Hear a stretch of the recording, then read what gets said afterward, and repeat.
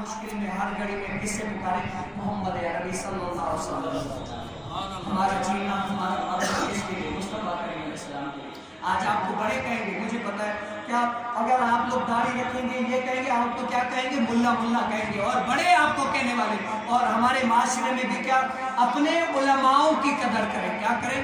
جس نے بھی اپنے علماء کی قدر کی ہے نا وہ کامیاب ہوا ہے. کیا ہوا؟ ہمارے معاشرے میں بڑے مجھے کہتے ہیں، کیا کہتے ہیں کہ صحیح مولوی تو ایسے ہوتے ہیں. ایک مولوی تھا جس نے بسم اللہ کی وہ بتائی تھی کہ بسم اللہ جو پڑھ کے سمندر پہ چلے گا نا وہ سمندر پار کے چلا جائے گا. تو ایک دھنار آیا، وہ بسم اللہ پڑھ کے سمندر پار کے چلا گیا، لیکن مولوی نے کیا کیا؟ اپنے پاؤں میں رسی باندھی. اس کو یقین نہیں تھا. تو کیا سارے مولوی ایسے؟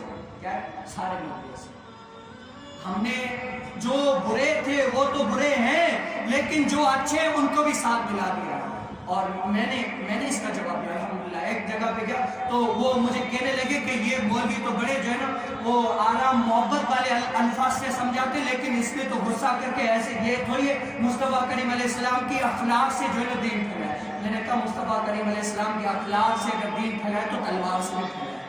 کیا ہے؟ صرف اخلاق سے نہیں، تلوار سے بھی پھیلا ہے. اب سنیے، دیکھیں یہ مصطفیٰ ایک شخص نے کیا وہ مولوی، ہر کوئی ایسا نہیں ہوتا. کیا ہوتا؟ ہر کوئی ایسا نہیں ہوتا. ہم نے کبھی آپ لوگوں کو کہا کہ یہ دیکھیں جو زناکاری ہوتی ہے، جو چوریاں ہوتی ہیں، جو اتنے بڑے بدفعلیاں ہوتی ہیں، یہ کون کرتے ہیں؟ یہ وہی کرتے ہیں. تو میں نے اس کو کیا، میں نے کہا یہ چوریاں، یہ زناکاریاں، یہ سب کچھ وہ کرتے ہیں جو داڑھی نہیں رکھتے، یا یہ اکثر اوقات ان کے جو ایسے یعنی کام کرتے. میں نے کبھی ہم نے مولوی نے کبھی آپ کو کہا کہ یار فلاں وہ چور آپ جیسا تھا نا، آپ سارے ایسے نہیں کہا. بھائی جو غلط ہے نا وہ غلط ہے، لیکن جو صحیح ہے نہیں.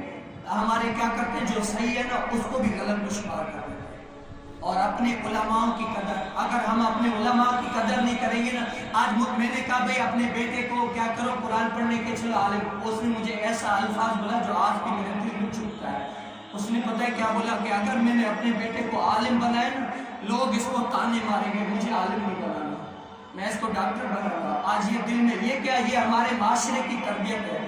آج عالم کا وقار عزت یہ ہے کہ رب تعالیٰ فرماتا ہے کہ اگر عالم کسی قبرستانوں کے بھر سے گزر جائے تو رب تعالیٰ ان قبر والوں کا عذاب عطا ہوتا ہے. عالم کی عزت یہ ہے کہ اگر اس کے چہرے پر صرف دیکھو تو رب تعالیٰ نوافل سے زیادہ صرف اس کے چہرے پر دیکھنے سے زیادہ ثواب دیتا ہے. لیکن ہم نے معاشرے میں کیا کیا؟ ان کی عزتوں کو کم کر دیا، ان کے وقار کو کم کر دیا. آج جتنی پریشانیاں جتنے کیا ہے، اگر ہم نے اپنے علماء کی عالموں کی عزت کی ہوگی نا تو یہ عالم کون ہے؟ سب سے بڑا عالم کون ہے؟ میرے حضور کائنات صلی اللہ علیہ وسلم. کیوں؟ جو محبوب ہوتا ہے نا گھما پھرا کر اپنے مہم پر بات لے جائے گا. صحابہ کرام یہ ہاتھ کٹا ہوا، یہ آنکھ نکلی ہوئی، یہ پریشانی وہ پریشانی کس کے پاس لے کر جاتے تھے؟ حضور کائنات صلی اللہ علیہ وسلم. اور یہ کیا حضور علیہ السلام ان کی یہ جسمانی تو پریشانی دور کرتے تھے، ان کے ہر لحاظ سے مسائل آسان کر دیا کرتے تھے.